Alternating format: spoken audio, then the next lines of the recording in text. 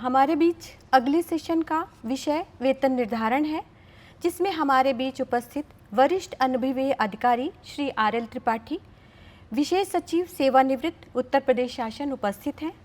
Sir 1994 batch के उत्तर प्रदेश वित्त एवं लेखा सेवा के अधिकारी हैं। शासन में कार्यरत रहते हुए आप द्वारा वेतन आयोग एवं शिक्षा विभाग के बजट निर्माण में अभूतपूर्व योगदान रहा है। आपके अभिरुचि क्षेत्र वेतन निर्धारण, सेवानिवृत्ति लाभ, जीपीएफ एवं यात्रा भत्ता नियम हैं।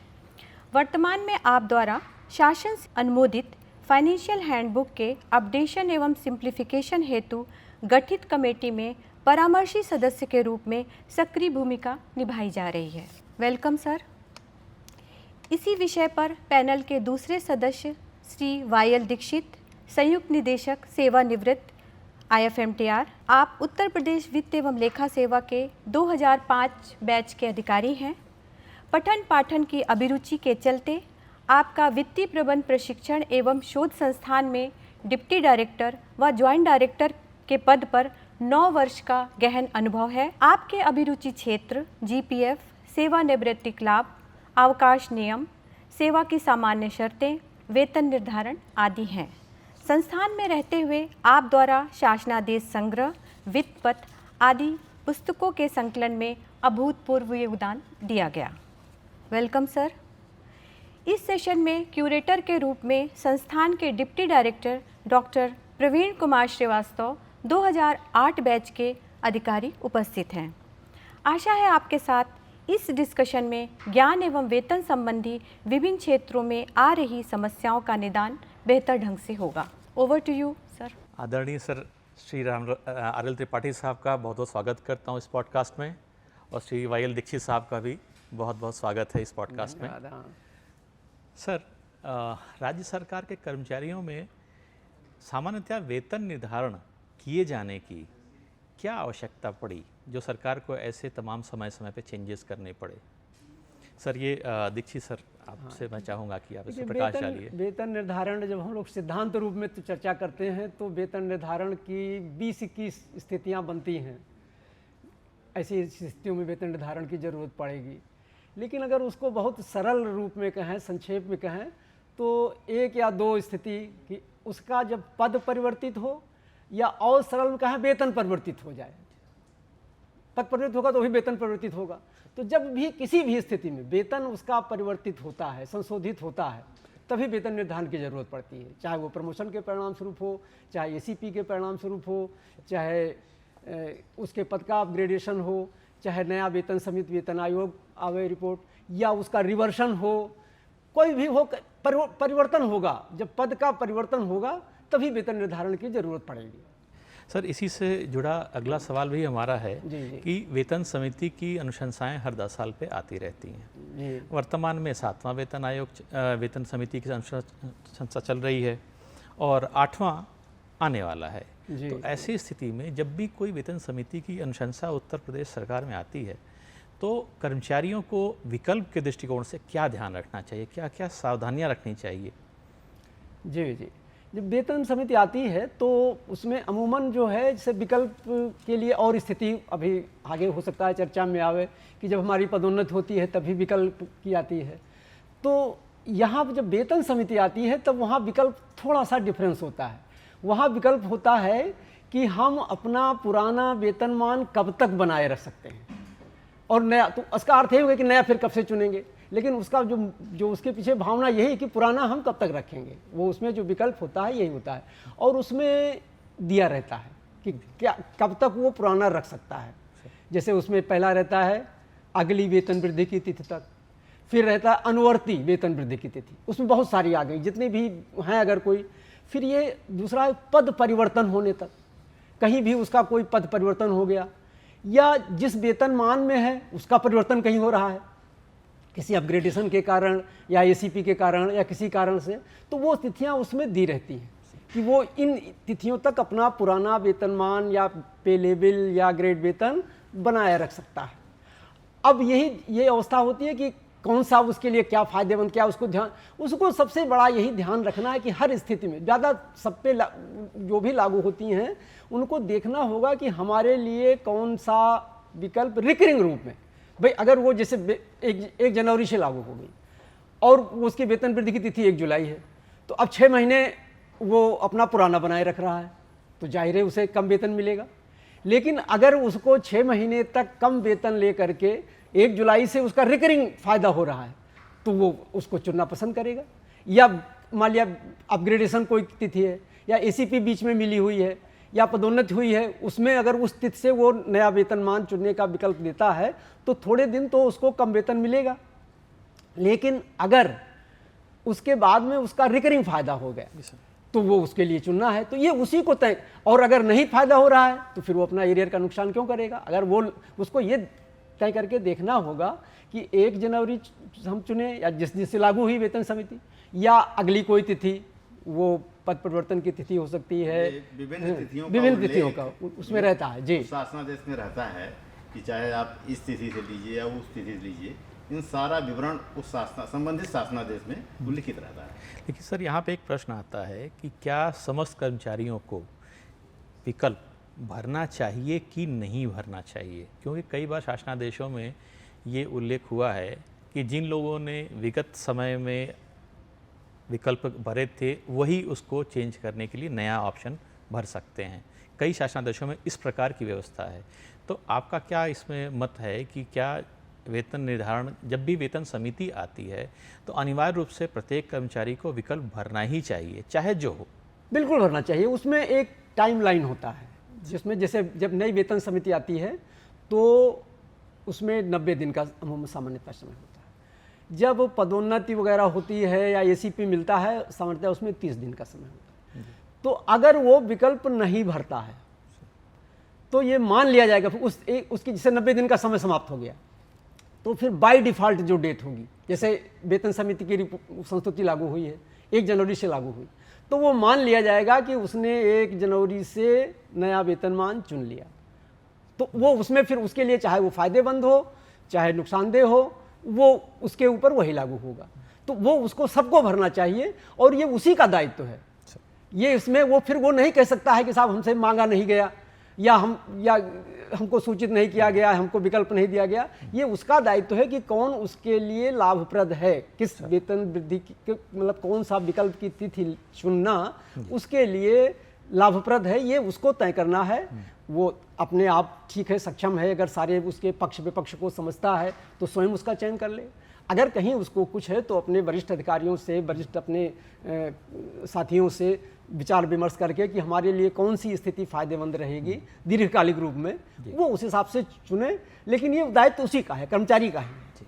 इसका मतलब ये हुआ कि समस्त कर्मचारी को यदि 1 जनवरी का विकल्प लेना है या किसी उत्तरवर्ती तिथि का विकल्प लेना है, विकल्प भरे जरूर, बिल्कुल उस ऑप्शन को लूज न करे, अन्यथा भविष्य के लिए भी हाँ वो फिर वो किसी को उत्तरदायी नहीं ठहरा सकता कि नहीं साहब हमारा वेतन कम हो गया ये इस विकल्प के कारण, और इसकी कहीं कोई निवारण की व्यवस्था भी नहीं है।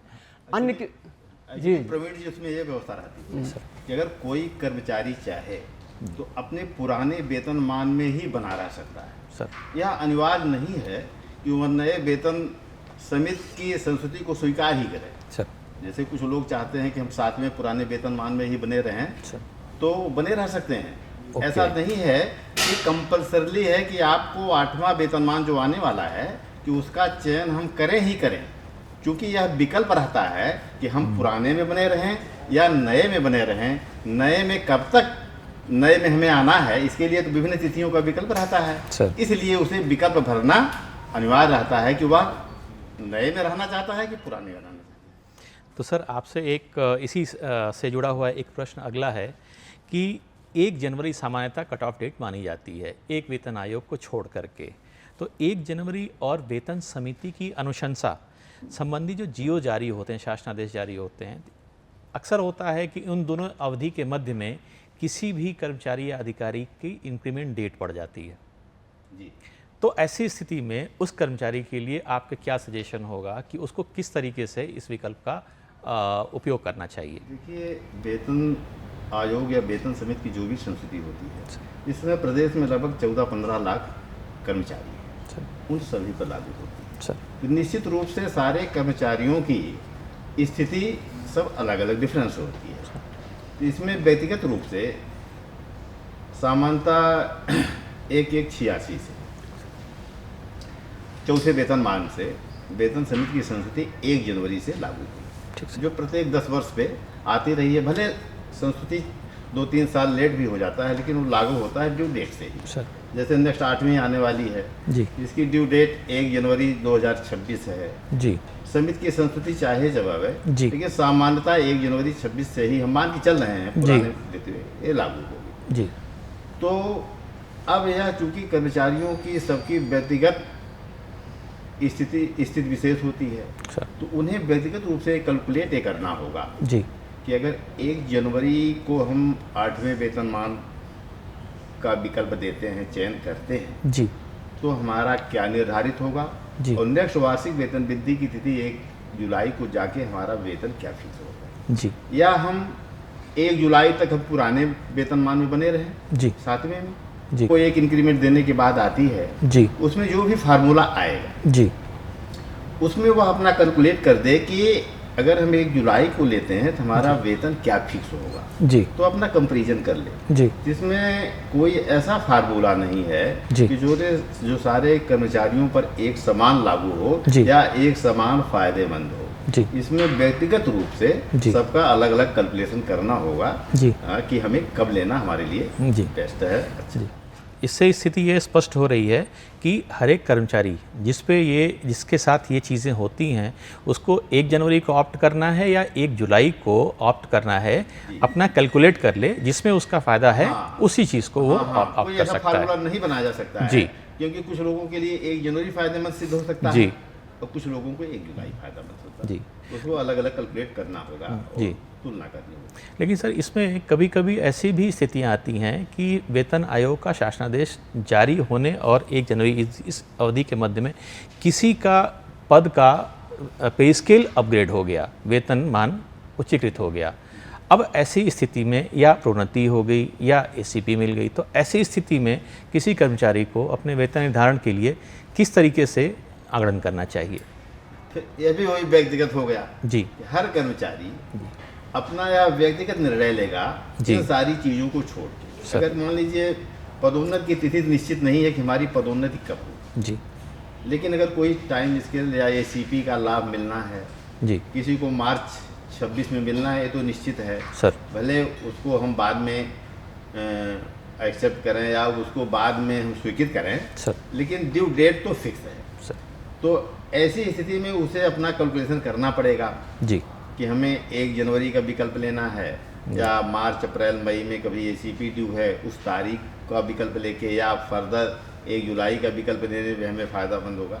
बहरहाल जो 7वें वेतन आयोग में जो व्यवस्था थी जी, उसमें यह थी कि अगर 1 जनवरी और शासनादेश आने की तिथि के बीच में जी अगर किसी की पदोन्नति होती है जी या ACP का लाभ मिलता है जी, कहने का मतलब पुराना वेतन जी चेंज हो जाता है जी, पे मैट्रिक्स लेवल, वर्तमान में पे मैट्रिक्स लेवल कह सकते हैं जी, तो वह उसके लिए उसके आगे विकल्प की तिथि नहीं रह जाती जी। तो मान लीजिए मई में किसी को ACP ड्यू है जी, तो वर्तमान जो 7वां वेतनमान था उसके लिए विकल्प केवल उसको 1 जनवरी या मई में जो भी ACP की तिथि उस तारीख तक की ही तिथि उसके लिए विकल्प थी जी। उसके बाद की तिथि जैसे 1 जुलाई वार्षिक वेतन वृद्धि की तिथि वह नहीं रह गई थी जी। उसके पीछे केवल वेतन आयोग का तर्क ये था कि चूंकि अगर मई में उसको ACP मिल गई जी, तो जो पुराना वेतनमान 31 दिसंबर तक लागू था जी, वह वेतन को हम कन्वर्ट नहीं करें, वो चेंज हो गया जी। 1 जनवरी को जो वेतनमान है उसी में विकल्प की सुविधा है, ना कि बीच में जो वेतन हमको मिल रहा है जी, उसमें विकल्प की सुविधा है जी। इसलिए अगर बीच में जब भी 1 जुलाई वार्षिक वेतन वृद्धि की तिथि और 1 जनवरी के बीच में अगर कोई लाभ ड्यू है जी, तो वह लाभ की तारीख या 1 जनवरी की तिथि विकल्प की तिथि है अगर कोई इस तरह का लाभ नहीं मिल रहा है तो वार्षिक वेतन वृद्धि की तिथि या अनुवर्ती वेतन वृद्धि की तिथि मतलब 2-3 साल बाद का भी विकल्प हो जा सकता है। अच्छा ठीक सर। अब सर दीक्षित सर आपसे एक अनुरोध है कि यदि किसी कर्मचारी की एसीपी या प्रमोशन 1 जुलाई को या 1 जनवरी को हो जाए या इन दोनों तिथियों के बीच में अगर प्रमोशंस होते हैं, प्रोन्नतियाँ होती हैं या एसीपी होती है, तो वेतन निर्धारण के लिए या इंक्रीमेंट अगले देने के लिए क्या व्यवस्था है? इसमें वही भी हम लोग चर्चा किए थे कि विकल्प 2 तरह के, एक तो जब नया वेतनमान या वेतन समिति आती है तब विकल्प है, तब विकल्प होता है नया वेतनमान चुनने का कह लीजिए, बल्कि और उसे कहें स्पेसिफिक रूप से कि पुराना वेतनमान या वेतन लेवल या ग्रेड वेतन बनाए रखने का। यहाँ जब एसीपी मिलती है या पदोन्नति होती है, वहाँ पर जो विकल्प है वो वेतन निर्धारण का विकल्प नहीं है, वो है 22B1 के लाभ का विकल्प कि हम 22B1 का लाभ किस डेट से लेंगे। और जैसे वहाँ अभी हम लोग तुलनात्मक रूप में देखें कि जब नया वेतन समिति आता है तो हमारे पास ढेर सारे विकल्प हैं, इस तिथि से ले या इस तिथि से ले, अगले जो हमने बताया कई कि पद परिवर्तन की तिथि से, अपग्रेडेशन की तिथि से, नेक्स्ट इंक्रीमेंट की डेट से, सब्सिक्वेंट इंक्रीमेंट की डेट से, एसीपी मिलने की तिथि से, समयमान वेतनमान मिलने की तिथि से, बहुत सारे विकल्प हैं हमारे पास। यहाँ पर केवल 2 विकल्प हैं, एसीपी या पदोन्नति जिस तिथि को प्रभावी हुई है, यानी जब एसीपी हुई है तो एसीपी की तो डेट निश्चित होगी कि इस डेट से, इस तिथि से इनको ये प्रथम या द्वितीय या तृतीय वित्तीय स्तरोन्नयन स्वीकृत किया जा रहा है, वो डेट हो गई। पदोन्नति हुई मानी जिस तिथि को उसने पदोन्नति वाले पद पर योगदान कर लिया, ये 2 तिथियां हैं। तो ये तिथि हो गई उसके एसीपी या पदोन्नति के प्रभावी होने की तिथि। दूसरा अगली वेतन वृद्धि की तिथि, और आगे कुछ नहीं विकल्प है, बस दोनों में से कोई एक का चयन कर सकता है कि हम 22B1 का लाभ किस तिथि से लें। और यहाँ फिर वही बात आई कि 30 दिन का समय है, 30 दिन के अंदर अगर उसने विकल्प का प्रयोग नहीं किया तो फिर बाई डिफॉल्ट मान लिया जाएगा कि जिस तिथि को उसकी पदोन्नति हुई है या एसीपी मिली है वो उसी डेट को 22B1 का लाभ ले रहा है। जिस तिथि को लाभ मिला है उसी तिथि को गणना हो जाएगा, प्रभावी हुआ है उसका, उसी तिथि को उसको फिर 22B में हम उसका वेतन निर्धारण कर देंगे। तो वो अब फिर वही चुनना है उसे कि कौन उसके लिए फायदेमंद है, तो वो गणना अपना करे। सामान्य मामलों में आज तक अगर हमारा वेतन जो है वो न्यूनतम से काफ़ी नज़दीक है, जिस पद पे हमारी पदोन्नति हो रही है या एसीपी मिल रहा है उसमें अगर न्यूनतम से काफ़ी नीचे हैं तो अगली वेतन की वृद्धि की तिथि सामान्यतया लाभप्रद हो रही है। लेकिन इसको बिल्कुल एज ए नियम नहीं कहा सकता, गणना उसको करनी है, करके देखनी है कि हमारे लिए कौन सा फायदेमंद रहेगा। अब यहाँ पे इसी में दीक्षित साहब ने बताया है कि पदोन्नत होने पर या एसीपी अनुमान होने पर हमारे लिए 2 विकल्प की तिथियां हैं, या तो जिस तारीख को हमारी पदोन्नति हुई है या एसीपी मिली है या वार्षिक वेतन वृद्धि की तिथि।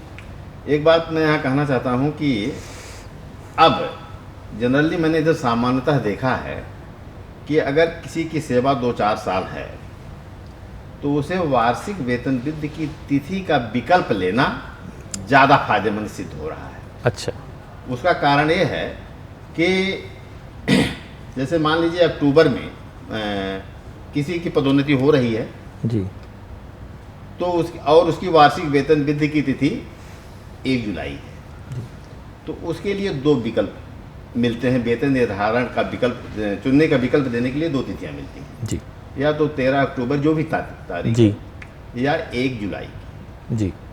अगर वह 13 अक्टूबर की तिथि का विकल्प दे देता है तो निसंदेह उसको एक वेतन वृद्धि का लाभ दे दिया जाएगा और उसे अगली वेतन वृद्धि 6 महीने बाद की तिथि जो 1 जनवरी या 1 जुलाई आती है उसमें हम देखते हैं।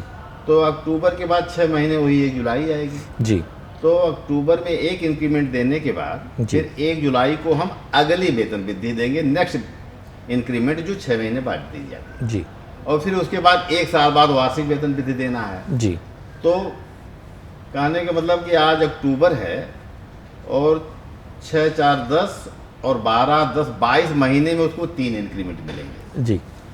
अगर वह जुलाई का इंक्रीमेंट अपना विकल्प देता है तो उसको जुलाई में 2 इंक्रीमेंट देके तो जुलाई में 2 इंक्रीमेंट, एक एनुअल इंक्रीमेंट, एक पदोन्नति या एसीपी वाला इंक्रीमेंट देते हैं। उसके 6 महीने बाद मतलब नेक्स्ट 1 जनवरी को अगली वेतन वृद्धि मिल जाएगी।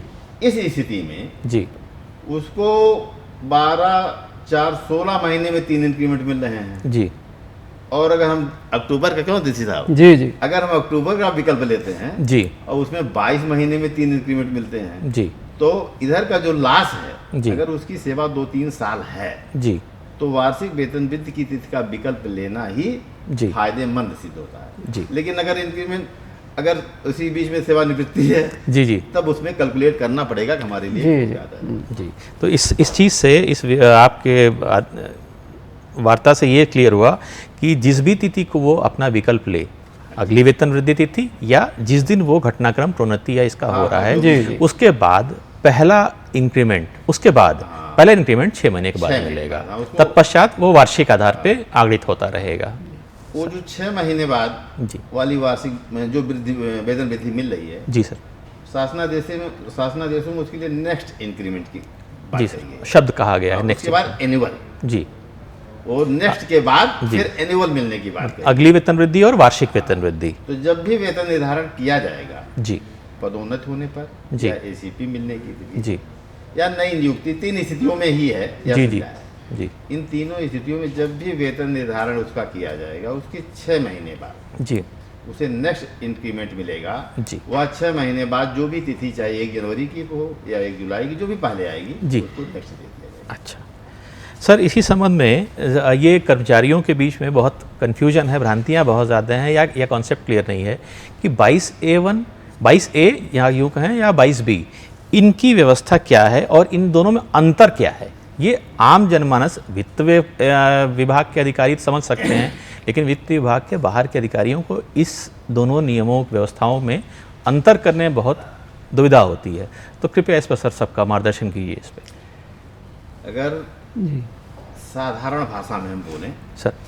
तो 22A1 जी सर। स्मॉल A1, जी जी उसका अर्थ केवल इतना है कि जो वर्तमान में हमको वेतन मिल रहा है, जी उसी का अगला प्रस्तर, जी चाहे पदोन्नति वाला लेवल हो जी या एसीपी जो अनुमान हुई है जी। उसका पे मैट्रिक्स लेवल हो, जी जो वर्तमान में आहरित वेतन है जी उसका नेक्स्ट अगला जी जो भी अमाउंट है, जी वह 22A1 के अंतर्गत स्वीकृत कर दी जाती है। जी तो जो आपने 22B1 की बात कहा है, जी 22A1 का लाभ तो सामान्यतः वेतनमान के उच्चीकृत विभिन्न स्थितियों में देय होती है, जी लेकिन 22B1 जी केवल 2 स्थितियों में ही 22B1 का लाभ दिया जाता है। जी एक पदोन्नत होने की स्थिति में जी और दूसरा एसीपी अनुबंध होने की स्थिति में। जी तो 22B1 में वर्तमान में व्यवस्था है कि जो वर्तमान में हमें वेतन मिल रहा है, जी उसमें एक इंक्रीमेंट हम जोड़ देते हैं। जी एक इंक्रीमेंट जोड़ने के बाद जो भी फिगर आती है, जी वह फिगर हम पदोन्नत वाले लेवल में, पे मैट्रिक्स लेवल में, जी या एसीपी जो अनुबंध हुआ है, जी। वो पे मैट्रिक्स लेवल में उस धनराशि को हम वहाँ तलाशते हैं। जी अगर वह फिगर है जी तो वही फिगर जी हम अनुबंध कर देते हैं, जी और अगर वह फिगर नहीं है जी। तो उसका अगला। जी 1 जनवरी 16 के पहले जी 22B1 में जी एक इंक्रीमेंट का लाभ देते थे, जी प्लस उस फिगर का अगली फिगर जो 22A1 का भी लाभ देते थे। जी कहने का मतलब 22B1 में 22A1 भी इंक्लूड हुआ करता था। अच्छा। क्योंकि अगला स्तर हम दे देते थे। जी एक इंक्रीमेंट देने के बाद जी जो फिगर आती थी, उसका अगला स्तर हम पदोन्नत वाले लेवल में या एसीपी वाले लेवल में दे देते थे। जी लेकिन 1 जनवरी 16 से इसमें थोड़ा सा माइन्यूट अंतर कर दिया गया। अच्छा। अब 22B1 में केवल हम एक इंक्रीमेंट देते हैं। जी वह इंक्रीमेंट देने के बाद जी हम पदोन्नत पद वाले लेवल में या जी। एसीपी जो अनुबंध हुई उस लेवल, पे मैट्रिक्स लेवल में, जी उस फिगर को देखते हैं। जी अगर वह फिगर वहाँ है जी तो वही अनुबंध कर देते हैं। वह फिगर नहीं है तब हम Next- अगली next देते पे हैं, जाते हैं। तब जी। अगली। तो कहने का मतलब यह है कि 22A1 में जी जो वर्तमान में है उसकी अगली धनराशि, जी और 22B1 में जो जी। वर्तमान में हमें अनुबंध हो रही है उसमें एक इंक्रीमेंट देकर जी हम वो तलाशते हैं। जी अगर वही है तो वही, अदरवाइज उसकी भी। नेक्स्ट स्टेज दे देते हैं उसका। ठीक सर, इसी क्रम में एक प्रश्न आता है कि जितने प्रकार के अवकाश हैं, जैसे शासनादेशों में व्यवस्था है कि समस्त स्वीकृत अवकाश अगर हों, तो ऐसी स्थिति में वो अवकाश, दो तरीके की बात करूँगा। पहला है कि एक्स्ट्रा ऑर्डिनरी लीव, असाधारण अवकाश लिए जाने की स्थिति में उसका असर एसीपी पे, पेंशन पे, प्रमोशन पे और इंक्रीमेंट पे, इन चारों स्थितियों में एक्स्ट्रा ऑर्डिनरी लीव यानी असाधारण अवकाश लेने पर क्या असर पड़ता है? कृपया इस पे। जी हाँ, चलिए पहला शुरू करते हैं, मतलब वेतन वृद्धि से ही शुरू करते हैं। सर वो छोटी वो है, तो वेतन वृद्धि के लिए जो असाधारण अवकाश है वो अगर मेडिकल सर्टिफिकेट के आधार पर नहीं लिया गया है तो वो अर्हकारी सेवा नहीं मानी जाएगी। और सामान्यतः हमारे यहाँ उसे जो मूल नियम है 224 है, उसमें कहीं इस तरह से नहीं कहा गया, क्योंकि इंक्रीमेंट पहले पीरियडिकल हुआ करते थे, लेकिन सामान्य अर्थों में मतलब वेतन वृद्धि देने के लिए सामान्यतः अगर हम प्रयोग करें तो 1 वर्ष की अर्हकारी सेवा आवश्यक होती है। जी, 2-3 स्थितियां जो भी सर ने जैसे चर्चा किया कि नियुक्ति, पदोन्नति और एसीपी के मामलों में अगली 6 महीने बाद दे देंगे, लेकिन उसके बाद फिर 1 साल बाद ही। जी, तो 1 साल की सेवा अर्हकारी है, लेकिन बीच में उसने असाधारण अवकाश ले लिया। जी, तो वो जितना पीरियड असाधारण अवकाश का है, अगर वो मेडिकल ग्राउंड पे लिया गया, यानी चिकित्सा प्रमाण पत्र के आधार पर असाधारण अवकाश लिया गया, तब तो अर्हकारी माना जाएगा। तब फिर उसकी वेतन वृद्धि की तिथि पर कोई प्रतिकूल प्रभाव नहीं पड़े, जो नियत तिथि है उसी तिथि पे मिलता रहेगा। अगर वो मेडिकल ग्राउंड पे नहीं है, ऐसे असाधारण अवकाश है, तो फिर वो अर्हकारी सेवा नहीं मानी जाएगी। जी, तो फिर उतनी उसकी आगे वेतन वृद्धि की तिथि शिफ्ट होने की स्थिति आ जाएगी। जी, तो वेतन वृद्धि की तिथि पे उसका प्रतिकूल प्रभाव हो गया। अन्य मामलों में जैसे अभी आया कि पदोन्नति है या एसीपी है, उसमें कहा गया है कि जो एसीपी के लिए जो हम मतलब अवधि की गणना करते हैं उसमें सभी स्वीकृत अवकाश गणना में लिए जाएंगे। जी, तो अगर वो स्वीकृत अवकाश है, वो स्वीकृत है तभी वो अवकाश है। अगर वो स्वीकृत नहीं है तो अवकाश नहीं है, वो फिर अनऑथराइज्ड एब्सेंस, अनधिकृत अनुपस्थिति होगी, तो अवकाश है ही नहीं। असाधारण अवकाश अगर स्वीकृत है तो वो भी एसीपी में माना जाएगा। एसीपी में उसका कोई प्रतिकूल प्रभाव नहीं पड़ेगा, वो शिफ्ट नहीं होगा फिर की अर्हकारी सेवा में। सेवा की गणना में अगर वो स्वीकृत है तो काउंट किया, वो निरंतर सेवा मान ली, निरंतरता भंग नहीं हुई। जी, निरंतर। और इस अवधि का पेंशन के आगणन में, पेंशन के अवधि में क्या प्रभाव पड़ेगा अगर कोई एक्स्ट्राऑर्डिनरी लीव यानी असाधारण अवकाश लेता है? पेंशन में थोड़ा उसको और उदार बनाने की कोशिश किया गया है। जी, उसमें ये कहा गया असाधारण अवकाश अगर चिकित्सीय प्रमाण पत्र पर है, जी, अध्ययन मतलब उच्च तकनीकी वैज्ञानिक अध्ययन के लिए असाधारण अवकाश लिया गया है, और किसी नागरिक अशांति के कारण, जी, मतलब कहीं कर्फ्यू लग गया, वो ड्यूटी पर नहीं आ पाया और उसके पास कोई दूसरा अवकाश नहीं था, उसको मतलब जो है बाध्य होकर के असाधारण अवकाश लेना पड़ा।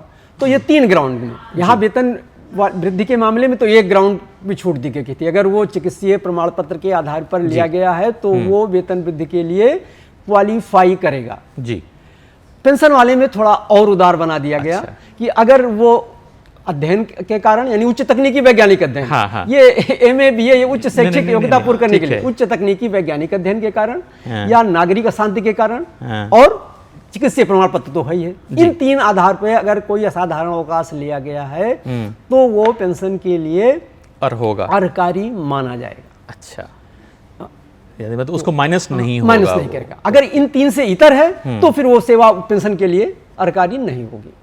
अच्छा, मतलब वो सेवा तब काउंट नहीं करेगी, तब काउंट नहीं करेगी, आप सर्विस में वहाँ नहीं काउंट, उतना घटा, उस अवधि को घटा दिया जाएगा तब आगमन और किया जाएगा। उसी हिसाब से आगमन किया जाएगा। एक मैं और थोड़ा सा जोड़ना चाहूंगा कि एकेडमिक सेशन है, वेतन वृद्धि के लिए भी ये जो 2 कारण हैं जी, यानी तो उसमें थोड़ा सा इसी तरह से नहीं कहा, अध्ययन वाला जो है जी, और एक कहा गया कि ऐसा अवकाश जिसमें उसका वश न हो, यानी वो मजबूरन असाधारण अवकाश लिया, जी, मेडिकल ग्राउंड पे नहीं है, जी, अध्ययन के आधार पर है और वो किसी बाध्यता बस जिसमें उसका वश नहीं था, कर्फ्यू जिन्हीं कारणों से वो वही उसी को इंगित करता है, लेकिन इसमें थोड़ा शब्दावली पेन करें।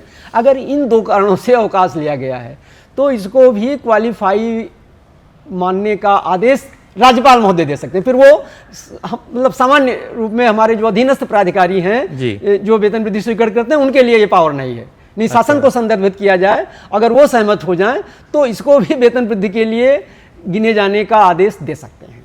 अच्छा, तो वेतन वृद्धि में ये मूल नियम 26 में व्यवस्था है। तो वेतन इसके लिए 2 कंडीशन हो गई जी। एक इंक्रीमेंट के लिए कि एक मूल नियम 26 का आपने चर्चा की, 26 का इंक्रीमेंट के लिए तो 26 में ही जो चर्चा है दोनों नहीं, वो जो मेडिकल ग्राउंड वाला है वो भी मूल नियम 26 में ही सारी व्यवस्था मूल नियम के मतलब कौन सी सेवा वेतन वृद्धि के लिए अरकारी होगी, गिनी जाएगी नहीं जाएगी, इसकी व्यवस्था मूल नियम 26 में ही है।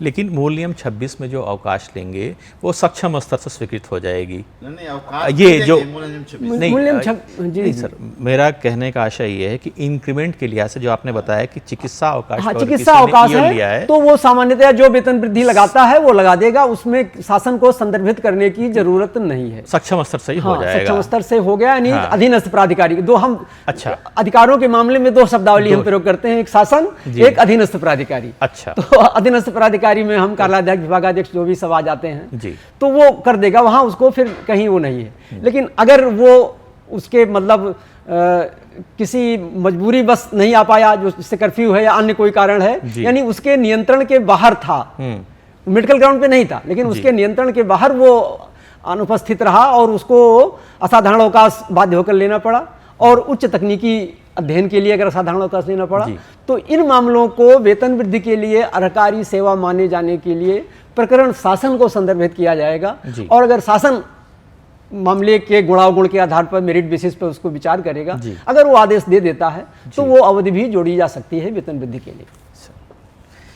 सर, अब आपसे एक अनुरोध है कि सेवा में ब्रेकिंग सर्विस यानी सेवा व्यवधान अगर होता है तो इस स्थिति में जो भी व्यवधान की अवधि है उसका भी इंक्रीमेंट, वेतन वृद्धि, एसीपी, प्रोन्नति और पेंशन पे क्या फ़र्क पड़ेगा? सेवा में अगर किसी का ब्रेकिंग सर्विस हो जाती है। देखिए, 3 कारणों से जी अगर व्यवधान है, जी, एक हड़ताल में भाग लेने के कारण, जी, किसी को डिसमिस कर दिया गया या रिमूव कर दिया गया सेवा से। सर, अगर इन 3 कारणों से व्यवधान है जी तो पूर्व की सेवा एकदम लैप्स हो जाती है। ठीक सर।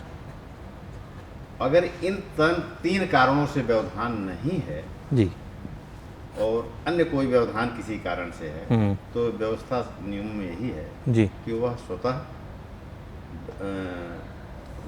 मर्सित हो जाती है। अच्छा। मतलब वह व्यवधान नहीं माना जाता। अच्छा,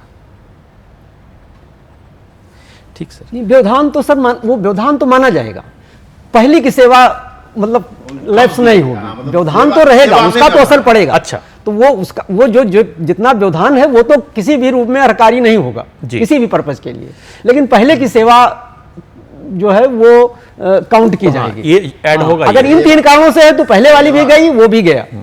इससे यहाँ से आपके सर डायरेक्शन से ये क्लियर हुआ कि यदि हड़ताल, डिसमिसल या रिमूवल, इन 3 परिस्थितियों में यदि कोई ब्रेकिंग सर्विस होती है सेवा, तो पुरानी सेवा का भी संज्ञान नहीं लिया जाएगा और ये तो असंज्ञेय है ही। हाँ, और अन्यथा की स्थिति में जो व्यवधान की अवधि है सिर्फ उसका ही संज्ञान नहीं लेंगे, उसके पहले जो घटनाक्रम हुआ, जो सेवा थी या उसके बाद की जो सेवा है, वो दोनों जोड़ करके पेंशन का आगमन किया जाएगा, स्वतः मर्शित हो जाएगी। केवल वो दिन विशेष काउंट न करके जी स्वतः मर्शित, मतलब व्यवधान ब्रेकिंग सर्विस नहीं माना जाएगा। और इसका इंक्रीमेंट पे क्या फर्क पड़ेगा? अगर सेवा में व्यवधान हुआ, जितने भी अवधि हुई, तो क्या बिल्कुल उतनी अवधि शिफ्ट हो जाएगी, उतनी वेतन वृद्धि में जी उतना जोड़ना पड़ेगा। अब उसके बाद फिर जो तिथि नहीं निकले जी जी। अब जैसे वर्तमान में है, एनुअल इंक्रीमेंट पाने के लिए जी या कोई इंक्रीमेंट पाने के लिए 6 महीने की उस वेतन में 6 महीने की सेवा मस्ट। जी, अगर वह व्यवधान अवधि जी 6 महीने से ज़्यादा हो रही है जी, तब तो इंक्रीमेंट पे प्रभाव पड़ेगा। जी, अगर 6 महीने से कम है, 2-4 दिन की है, जी, तो फिर कोई प्रभाव नहीं पड़ेगा। जी, जैसे कभी कभी विद्यालयों में होता है, लोग जाते हैं, 1 दिन का वेतन रोक देते हैं, फिर बाद में बहाल करते हैं, नहीं भी मिलता है, जी, तो उस स्थिति में वार्षिक वेतन वृद्धि पर जी उसका कोई प्रभाव नहीं पड़ेगा। अच्छा, नहीं, मतलब ये थोड़ा मेरा इसमें मानना थोड़ा भिन्न है। मतलब अभी ने चर्चा किया था कि ये जो 6 महीने की अवधि है केवल 3 मामलों में है। सामान्य वेतन वृद्धि के लिए अर्हकारी सेवा 6 महीने नहीं निर्धारित है। सामान्य वेतन वृद्धि के लिए अर्हकारी सेवा 1 वर्ष ही निर्धारित है जी। 3 मामलों में अर्हकारी सेवा 6 महीने, यानी नियुक्ति, पदोन्नत और एसीपी मिलने पर 6 महीने के बाद में अगली वेतन वृद्धि मिल जाती है जी। सामान्य वेतन वृद्धि अगर हम दे रहे हैं जी। तो वहां पर अर्हकारी सेवा हम 1 वर्ष ही काउंट करेंगे, और अगर 1 वर्ष से कम है तो फिर वो उतनी अवधि शिफ्ट होगी, वो जो भी अवधि रहे, जी। 1 महीना रहे और हाँ, जो लेकिन भी कुछ अब भी रहे। आज जी बिल्कुल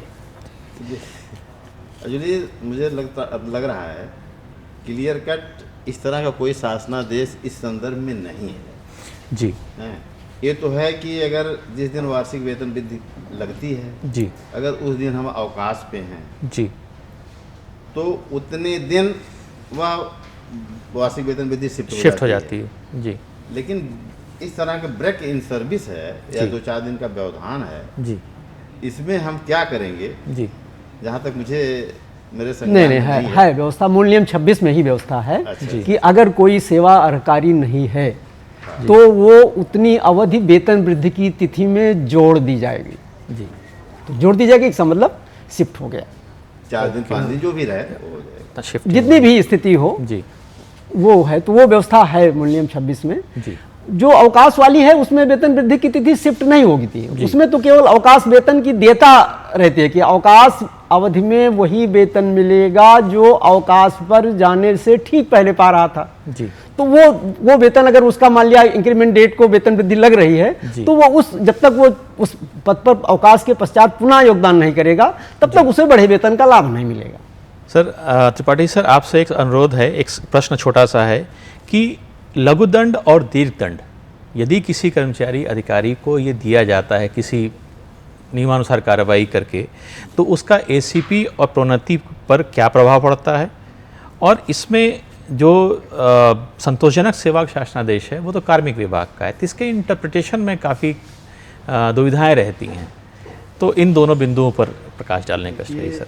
निसंदेह संतोषजनक सेवाओं के निर्धारण से जी संबंधित जो भी शासनादेश हैं जी वो कार्मिक विभाग के, जी और जिस विभाग का जीओ होता है, जी। शासनादेश निर्गत होता है, जी उस पर कोई भी स्पष्टीकरण संबंधित विभाग ही देता है। जी जहाँ तक लघुदंड और बृहद दंड के बाद एसीपी या पदोन्नत पर क्या प्रभाव पड़ेगा? जी कार्मिक विभाग का 30 जून 93 का एक मार्गदर्शक सिद्धांत है कि संतोषजनक सेवाओं के निर्धारण की। जी उसमें यह व्यवस्था स्पष्ट रूप से की गई कि अगर किसी को लघुदंड या बृहद दंड दिया गया है जी तो उसके संबंध में सक्षम प्राधिकारी, जी। सक्षम प्राधिकारी कौन होता है? नियुक्त करता है। सर उसके आगे और पीछे के सेवा अभिलेखों को ध्यान में दृष्टिगत रखते हुए उस पर वह निर्णय लेगा।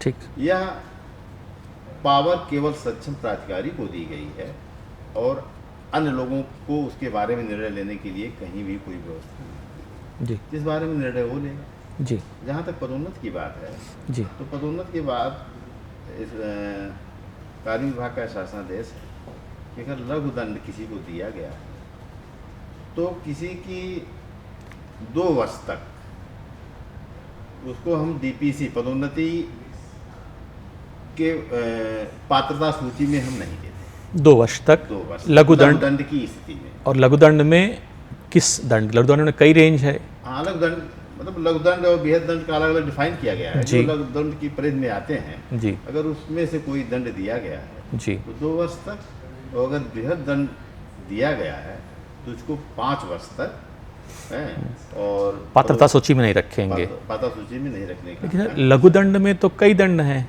तो इसमें क्या निंदा के लिए ही है या किसी भी और? सारे लघुदंड आ जाएंगे। लघुदंड अच्छा, में सारे तो लघुदंड 2 साल जितने तक भी, वो हाँ, लघुदंड में जो भी जी दंड परिभाषित हैं जी उसमें कोई भी दंड दिया गया है तो उसमें सब लोग इंक्लूड होंगे। तो लघुदंड की स्थिति में 2 वर्ष तक पात्रता सूची में उस कर्मचारी का नाम ना शामिल नहीं किया जाएगा, और यदि दीर्घ दंड मिला है तो दंड दिए जाने की तिथि से अगले 5, और वो प्रमोशंस जो भी डीपीसी होती है वो साल में 1 बार हो या 2 बार हो जाए तो उसको उतनी बार माना जाएगा। सामान्यतः डीपीसी तो व्यवस्था यही है कि आप जितनी भी रिक्तियां साल भर में होने वाली हैं जी खाली होंगी जी उन सब 30 जून तक की जी। अगले वित्तीय वर्ष 30 जून तक की जो भी रिक्तियां होने वाली हैं जी सबकी डीपीसी आप जुलाई में कर दीजिए, जी immediate कर दीजिए। जी एक ही बार करने की व्यवस्था है। जी अपरिहार्य स्थितियों में कभी कभी 2 बार हो जाती होगी कोर्ट के आदेश से या किसी तक विशेष के कारण। जी तो सामान्यतः जो लोग मानते हैं कि लघु दंड में 2 वर्ष जी या बृहद दंड में 5 वर्ष की सेवावधि वह कम भी हो सकती है जी। हाँ, लेकिन विशेष परिस्थितियों। अच्छा, तो यानी कि 2 वर्ष या 5 वर्ष जैसा भी स्थिति है जी, जी। उसमें जितनी भी बार भी डीपीसी हो, नंबर ऑफ डीपीसी से कोई संबंध नहीं है। वो उस अवधि से है कि 2 साल तक उस पात्रता सूची से आप बाहर, वो कर्मचारी बाहर रहेगा, और दीर्घदंड की स्थिति में 5 वर्ष तक बाहर रहेगा पात्रता सूची में, पात्रता सूची में उसका नाम सम्मिलित नहीं है। नाम सम्मिलित नहीं किया जाएगा। अब सर आज के दौर में सर हर चीज़ डिजिटाइज हो रही है, हर चीज़, और अभी नया चीज़ आया है आर्टिफिशियल इंटेलिजेंस। तो सर आप लोग सर मार्गदर्शन करें कि इसका भविष्य में आर्टिफिशियल इंटेलिजेंस का वेतन निर्धारण के संबंध में कैसे प्रभावी इस्तेमाल किया जा सकता है। आर्टिफिशियल इंटेलिजेंस जो है वो काफ़ी हर क्षेत्र में काम कर रहा है और उसके अच्छे परिणाम भी आ रहे हैं। वेतन निर्धारण वाला थोड़ा बहुत स्पेसिफिक केस है। अब इसमें प्रयोग करने के बाद ही कुछ पता चलेगा कि कहाँ तक सफल है, क्योंकि अब तक चूँकि ये AI नहीं था जब, तो प्रयास किए गए, 1-2 बार पेंशन निदेशालय ने भी किया, एक ऐप भी बनाने का प्रयास किया, लेकिन वो सफल नहीं हुआ, क्योंकि वो पर्सन टू पर्सन डिफर करता है। तो अब चूँकि AI का क्षेत्र बहुत व्यापक है और वो बहुत क्षेत्र में काम कर रहा है, तो प्रयोग किया जा सकता है। प्रयोग करके देखने के बाद पता चलेगा कि क्या उसके परिणाम हैं, टू द पॉइंट हैं। अगर कहीं भी डिफर कर रहा है, एक मामले में भी मतलब 1% भी डिफर किया, तो फिर पर्पज नहीं पूरा होगा। अगर वो ठीक है 100% अगर उसका एक्यूरेसी है, AI से एक्यूरेसी और जल्दी तो होगा, लेकिन विभिन्न स्थितियाँ ऐसी भी आ सकती हैं उनका वेतन कम भी हो सकेगा, वो ठीक कर देगा जी। क्योंकि अगर सारा डाटा उसमें फिगर भरा जाएगा जी। कि कब नियुक्ति हुई, कब पदोन्नति हुई, कब समय मान टाइम स्केल या ACP का लाभ दिया गया, तो एग्जैक्ट कैलकुलेट करेगी जी। तो हमारी बहुत सारी गलतियां भी सुधर सकती हैं जी। तो इससे ये अर्थ निकला कि इससे समय तो बचत होगी, और हमारी अगर मैनुअल एरर्स जिसको कहते हैं, मानवीय त्रुटियां हैं, वो भी दूर हो सकती हैं। हाँ, लेकिन ये आसान नहीं है जी, क्योंकि जितने भी एम्प्लॉई हैं जी, ये सबका वेतन निर्धारण का लगभग इंडिविजुअल अलग अलग परिस्थितियाँ होती हैं जी। कोई 2 दिन बाद ज्वाइन किया किसी मतलब अन्य कारणों से जी, तो AI तो सफल होगी ही, हो सकती है निश्चित रूप से जी। एक्यूरेसी भी आएगी, जल्दी भी होगा। अब देखिए जो भी होगा सर अच्छा ही होगा। सर आज की वार्ता के लिए आप दोनों अधिकारियों को बहुत बहुत धन्यवाद। फिर मुलाकात होगी सर। प्रणाम।